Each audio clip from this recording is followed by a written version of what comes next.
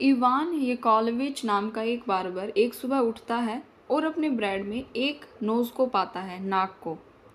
फिर जो बार्बर था उसको पता चलता है कि ये तो जो नोज़ है ये कॉलेजिएट असेसर कोवेलेयोव की है, जो कि उसका एक क्लाइंट है, यानी शेव वगैरह करवाने उसकी दुकान पर आता ही है, मतलब आता रहता है। तो वो एकदम बौखला जाता है उस नोज़ को देखकर और वो सोचता है कि वो उस ब्रेड के अंदर कैसे आई, क्योंकि ये जो बार्बर है ये अल्कोहलिक है। तो ये याद करने की कोशिश करता है कि पिछली रात क्या हुआ होगा, क्या ऐसा इवेंट हुआ होगा जो ये नोज़ उसके ब्रेड में आई। अब जो इवान वो बार्बर होता है उस नोज़ को एक कपड़े में रैप कर लेता है और वो अब सेंट पीटरबर्ग्स नाम की जगह से सेंट ईसाइक ब्रिज नाम की जगह पर जाता है। अब जो स्टोरी का नरेटर है वो हमको एक आइडिया देता है कि इस नाई के बीच में और ये जो कॉलेजिएट असेसर कोवेलोव था, बार्बर और इस कॉलेजिएट के बीच में किस तरीके का रिलेशनशिप है। तो वो हमें बताता है कि जब भी ये नाई कोवेलेव की शेव करा करता था तो जो कोवेलेव है वो हमेशा कहता था कि इवान्स के हाथ से कुछ बदबू आ रही है, यानी बार्बर के हाथ से कुछ बदबू आ रही है। तो अब जो ये कंफ्यूज और बोदर्ड इवान होता है ये कोशिश करता है कि अपनी फीलिंग्स को शो ना करे। जब वो ब्रिज के पास वहाँ पर पहुँचता है तो वो कोशिश करता है कि उस नोज़ को रिवर में फेंक दे और उसको ऐसा लगता भी है कि एक बार के लिए वो नोज़ चली गई। अब इसी टाइम जैसा ही उसे ऐसे लगता है पुलिस वाला उसको पकड़ लेता है, क्योंकि उसको कुछ सस्पिशियस फील हो रहा था इवान को लेकर।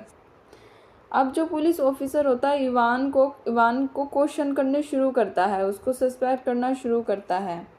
लेकिन जो नरेटर है वो हमको बताता है, सीन ऐसा दिखाता है कि मतलब सीन अच्छे से क्लियर नहीं है, वो मिस्ट में कवर्ड है। ठीक है, जो सीन है वो कवर है किससे, मिस्ट से। और फिर क्या होता है वो एक मिस्ट्री ही है। अब जो कोवेलियोव होता है वो उठता है और उसको पता चलता है कि उसकी नोज़ उसके मुंह पर नहीं है। तो जो पहला ख्याल उसके दिमाग में आता है वो ये आता है कि वो उसकी जो नोज़ मिसिंग है उसकी रिपोर्ट पुलिस में करे, जो हेड ऑफ़ द पुलिस है उससे करे, और वो अपने घर से भाग जाता है। जो नरेटर है वो हमको आगे एक्सप्लेन करते हैं कि कैसे जो कोवेलियोव है वो कितना ईगोइस्टिकल मैन है, जो कि बहुत ज़्यादा घमंडी है अपनी कॉलेजिएट असेसर की रैंक को लेकर।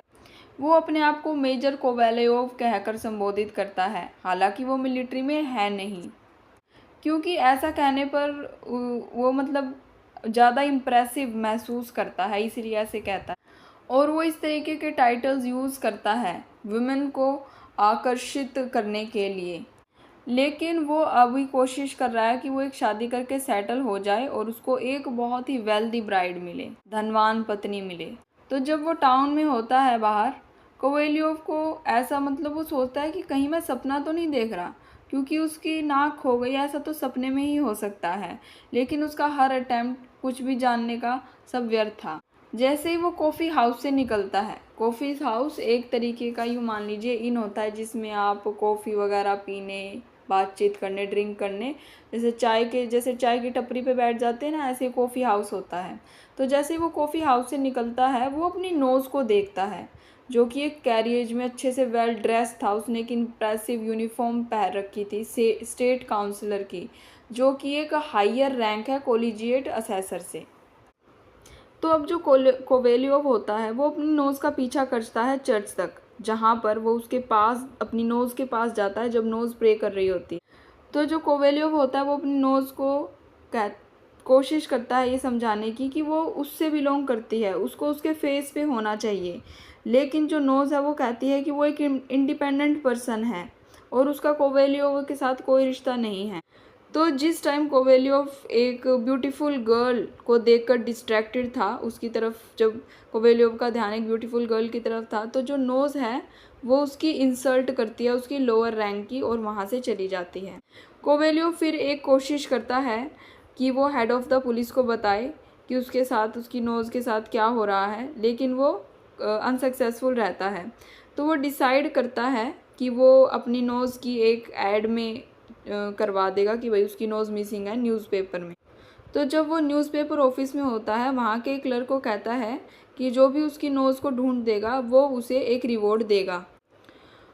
तो वो इस चीज़ को भी बताता है कि एक नोज़ के बिना रहना कितना मुश्किल है, क्योंकि ये बहुत ही ज़रूरी पार्ट है हमारी बॉडी का। और कहता है कि अगर उसको किसी भी अपने फ्रेंड को विज़िट करना है जो कि हाई रैंकिंग का फ्रेंड है, तो उसके लिए उसके पास उसकी नोज़ होना बहुत ज़रूरी है।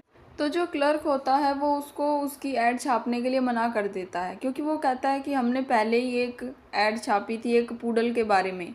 पूडल एक किस्म का डॉग होता है जिसको लेकर एक सैटारिकल एक्ट हो गया, मतलब कुछ व्यंग हो गया। और उनका मतलब कहने का मतलब है उनका जो पब्लिशिंग हाउस है मतलब एक तरीके से खतरे में पड़ गया ऐसी खबर के कारण।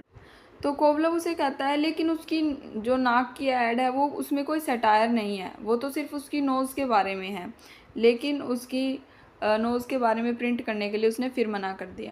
तो अब जो कोवलव होता है वो इंस्पेक्टर ऑफ पुलिस के साथ पुलिस के पास जाता है अपनी मिसिंग नोज़ की रिपोर्ट लिखवाने के लिए। लेकिन जो इंस्पेक्टर होता है वो कहता है कि जो रिस्पेक्टेड मैन होते हैं वो कभी भी अपनी नाक को लूज़ नहीं करते। ज़रूर कोवलन ने किसी ना किसी एक अनसीमिंगली बिहेवियर में या किसी घटिया काम में उसका इन्वॉल्वमेंट है, किसी संदिग्ध काम में या फिर किसी अनुचित काम में। उसके बाद कोवलन अपने घर लौट आता है और जो उसका नौकर होता है उससे कंप्लेंट करता है। वो कहता है कि अगर मैंने अपना लिम्ब खो दिया होता या ईयर खो दिया होता तो कोई बात नहीं थी, लेकिन नाक खोना ये तो कितनी ही मतलब डिफॉर्मेटिव एक एक्ट हो गया मेरे साथ, नीचा गिराने वाला एक ऐसा काम हो गया, क्योंकि ये बहुत मतलब नाक का ना होना ऐसा है जैसे इंसान का ही ना होना। फिर इसको ऐसा लगता है कि ये मिसिस पेट्रोचिना ने कोई जादू करा है, उसकी नोज़ चुरा ली है जादू से, क्योंकि उसने उसकी बेटी को प्रपोज नहीं करा।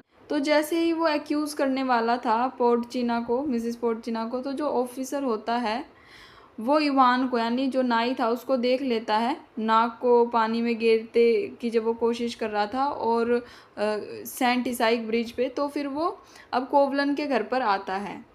अब जो ऑफिसर था वो उस नाक को उसको वापस दे देता है जो कि एक पेपर में रैप थी, यानी कि जिसकी नाक खो गई थी उसको ही वापस दे देता है। और वो पुलिसमैन कोवेलेव को बताता है कि जो नोज़ थी वो एक फेक पासपोर्ट के साथ पकड़ी गई है, क्योंकि वो कंट्री छोड़कर जाना चाह रही थी। तो अब जो कोवलेव था वो बहुत ही ओवरजॉयड था, वो कोशिश करता है नाक को अपने फेस पर लगाने की, लेकिन उसको नहीं लगा पाता। फिर वो अपने डॉक्टर को बुलाता है जो कि नोज़ को इंस्पेक्ट करने आता है। जो डॉक्टर होता है वो रिफ्यूज़ कर देता है कि वो उसकी नाक को उसके मुंह पर दोबारा नहीं लगाएगा और एडवाइस करता है कोवलव को कि वो सिंपली उसको इंतज़ार करना चाहिए, देखना चाहिए कि समय के साथ अब क्या होता है। तो इसी के साथ जो पुलिस होती है उन्हें वो जो नाई होता है उसको एक वो संदिग्ध तरीके से देखने लग जाते हैं, उसमें इंटरेस्ट लेने लग जाते हैं क्योंकि उसके पास नोज़ मिली है। और जो कोवेलियोव होता है वो पोर्टचिना को लेटर लिखता है, उसे एक्यूज़ करता है कि उसने जो भी उसके साथ ये क्राइम करा है उसको मतलब उस पर कुछ जादू करके उसकी नोज़ चुरा। लेकिन जब पोर्टचिना दोबारा रिस्पॉन्स में कोवलव को जो भी लेटर लिखती है तो वो साफ कर देती है कि उसका उस नोज़ के साथ तो कोई भी लेना देना नहीं है।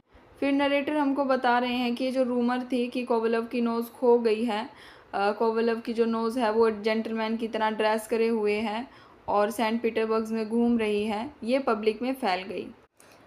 और जो नाक से जुड़ी जो अर्बन लेजेंड है उसका फ़ायदा उठाने के लिए धोखाधड़ी वाला एक पर्यटन उद्योग भी बन गया है।